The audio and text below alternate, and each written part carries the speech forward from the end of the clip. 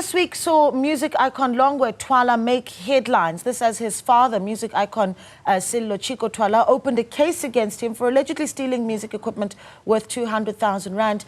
Now, Chico Twala says his son has been struggling with drug addiction for over 20 years and says he's taken him to rehabilitation centers more than 30 times. So this morning we reflect on how challenging it is to parent a child struggling with drug addiction and the impact this has on the family. It's part of our megaphone poll as well. So scan that QR code on the screen there, and it'll take you straight to that poll that you see on your TV. And then what you'll be able to do is you'll be able to vote, right? How is it that parents can deal with children that are struggling with drug addiction? What is it that should be done? Is it getting the police involved? Is it taking them to a rehabilitation center? Is it showing them love? If you are struggling with this in your own family, talk to us about how you are coping, how you're dealing with it. And if you've made it to the other side where the child is now clean and the family has worked together, talk to us about how you've done it, because so many families across our country struggling with this very issue and desperately in need of some assistance and some help. But let's get into the discussion now, and we're joined by Kenneth Wilson. He is a counseling psychologist with extensive experience in the field of substance use disorders and addiction.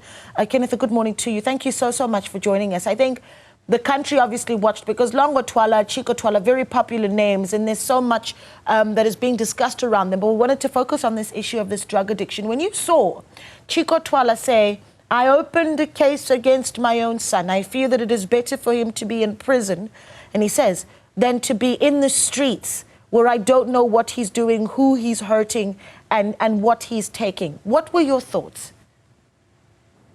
Good morning. Yeah, indeed, it's a real dilemma for family members of people with substance use disorders, yeah, from this case, it often gets, difficult. It's always a challenge because when you are addicted to drugs, you might carry on using no matter what problems occur around you or in spite of the protests of your family and so on.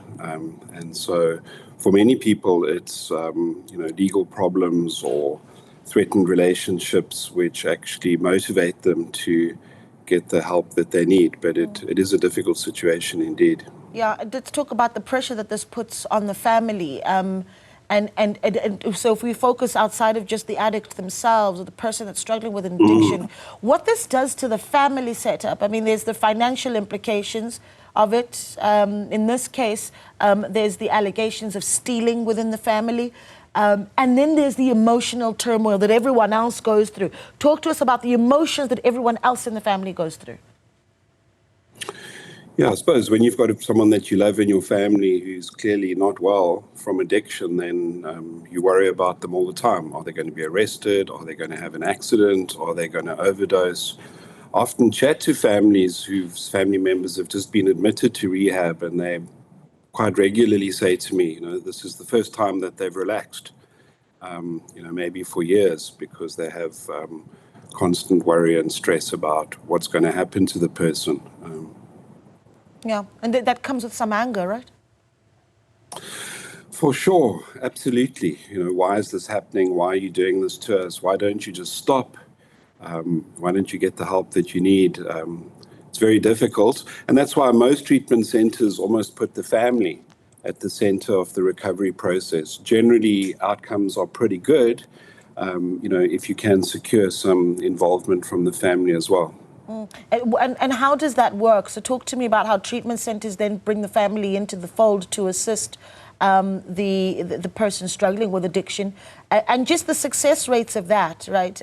Also, there's the concern around the responsibility that this puts on the family. I mean, you saw a very stressed out Sello Chico Twala outside the Randburg Magistrates Court this week, and he talks about going into these rehab centers 30 times. That's a lot of money, a lot of emotional work from everyone in the family. So talk to me about how the family assists in the rehabilitation process, and just how difficult it may be for them to continuously do so. Very much so. So most people get into recovery or get into treatment because of family pressure. If I've got a drug problem, on some level, I probably want to continue to use, but I don't want to get divorced, or I don't want to lose my job, or I don't want to stress out my children, and so on. And so normally what we try and do is meet with the family right at the beginning.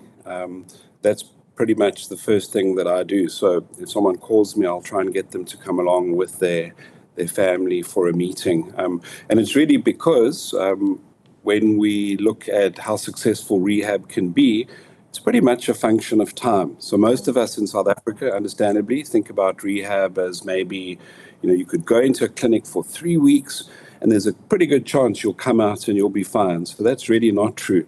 We should rather think of it as maybe a year or even a 2-year process. Not that a person would have to be in rehab for that length of time, but that some kind of ongoing involvement is required. If you get the family's involvement, if they're prepared to perhaps do some groups or do some of their own counseling and that, even if it's just monthly, then the person has a much better chance of getting well. I think it is important to say that we do recover. People with drug addiction problems can clean up and can get better. So that's an important message to send. Sometimes, especially, when you hear cases such as this, there's this idea of, once an addict, always an addict, or you can never stop. That's not so. And so if you go to the rehab centers in the different parts of South Africa, all of them have got success stories, people who were in a terrible place and are now much better. And so, the family involvement helps the treatment to be more successful. There's sometimes, I guess, misinformation that goes out that 1% of addicts recover. That's certainly not true.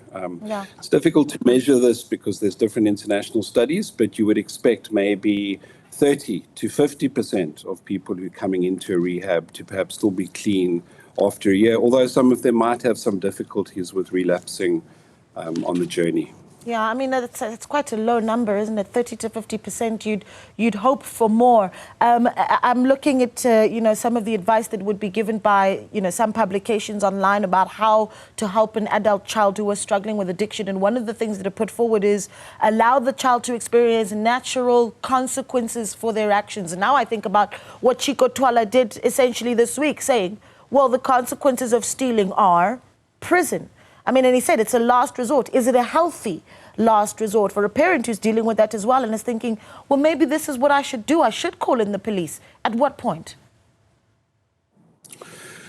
It's terribly difficult, and I certainly wouldn't be able to advise families on that. What I do know from having worked in the prisons myself is that there are many people who cleaned up because of legal consequences. Like I was saying earlier, it's not always legal consequences. Maybe I'm cleaning up because I don't want to get divorced.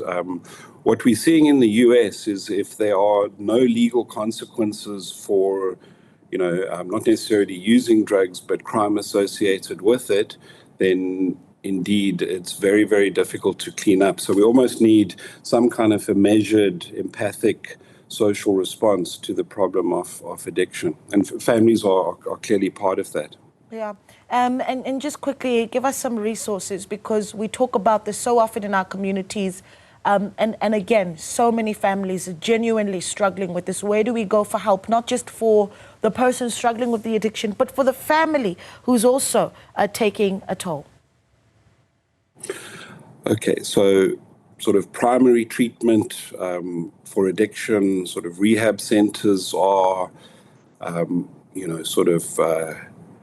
a little bit on the thin side in South Africa. So, most urban centers will have some kind of a combination of, sort of for-profit treatment centers. There's some state facilities, and then there's a whole range of community-based organizations, churches, which are also offering help. So I just wanted to say that there really is help available out there. It might not be a one-stop rehab shop where you can go and get everything done.